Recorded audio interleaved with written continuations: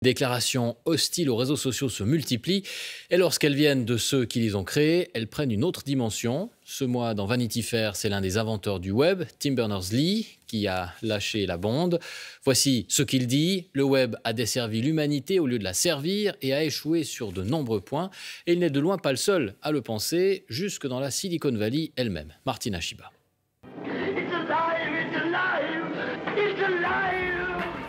Vous vous souvenez de Frankenstein avec la créature qui échappe à son créateur et qui fait si peur? Eh bien, à la Silicon Valley, c'est un peu pareil. Les créateurs des réseaux sociaux ne likent plus ce qu'ils ont eux-mêmes fabriqué. Tim Cook, patron d'Apple, dans le journal The Guardian en janvier. Je ne veux pas que mon neveu utilise les réseaux sociaux. Jaron Lanier, pionnier de la réalité virtuelle et qui vient de publier 10 arguments pour quitter les réseaux sociaux tout de suite. Je ne peux plus appeler ça des réseaux sociaux. Je les appelle des empires de modification du comportement. Désormais, on assume ouvertement d'avoir manipulé les cerveaux. Tristan Harris, ancien ingénieur de Google. Dans les années 70, quand vous parliez au téléphone, il n'y avait pas des centaines d'ingénieurs de l'autre côté de l'écran qui savaient parfaitement comment fonctionne votre psychologie. Sean Parker, cofondateur de Napster et qui possède des parts de Facebook. Notre réflexion était comment capturer un maximum de votre temps et de votre attention. Pour ça, nous devions vous fournir des pics de dopamine. Par exemple, on a créé des likes sur vos posts pour vous pousser à continuer. Autre exemple, l'autoplay, les vidéos qui partent sans que l'on ait besoin de cliquer. Le but est de provoquer une addiction. Chamath Palihapitiya, ancien vice-président de Facebook. Nous avons créé une machine qui déchire le tissu social. En fabriquant des outils qui sécrètent de la dopamine à répétition et du plaisir immédiat, nous avons détruit le fonctionnement de la société. Signe révélateur, les papes du numérique mettent tous leurs enfants dans cette école Waldorf. Pédagogie, zéro écran, zéro ordinateur, zéro robot. Plusieurs d'entre eux ont d'ailleurs créé un centre de technologie humaine.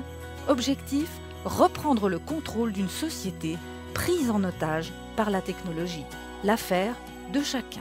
Ce que je peux contrôler, c'est ma décision de ne pas utiliser cette merde et de ne pas laisser mes enfants utiliser cette merde. Bonsoir Martina Shiba. Bonsoir. Quand on entend ces propos dans la bouche de ces gens-là, c'est quand même assez fou. Ils proposent même des conseils pour se détacher de son téléphone. Oui, c'est complètement surréaliste. C'est comme si les fabricants de cigarettes ou les producteurs de junk food donnaient des conseils pour apprendre aux gens à se passer de leurs produits. Mais ce cri d'alarme demande surtout que la technologie soit mise au service de l'humain et pas l'inverse. Alors quels sont les conseils qu'ils nous donnent pour reprendre la main? Alors, on pourrait faire ça. Mais la réaction de la plupart des gens, ce serait ça. Donc, ils préfèrent donner des petits trucs pour se descotcher de son appareil. Supprimer les réseaux sociaux, Facebook, Twitter, Instagram, de son portable et ne les utiliser que depuis son ordinateur. Supprimer les notifications.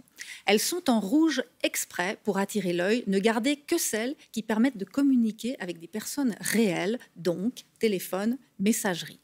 Mettre tout en gris.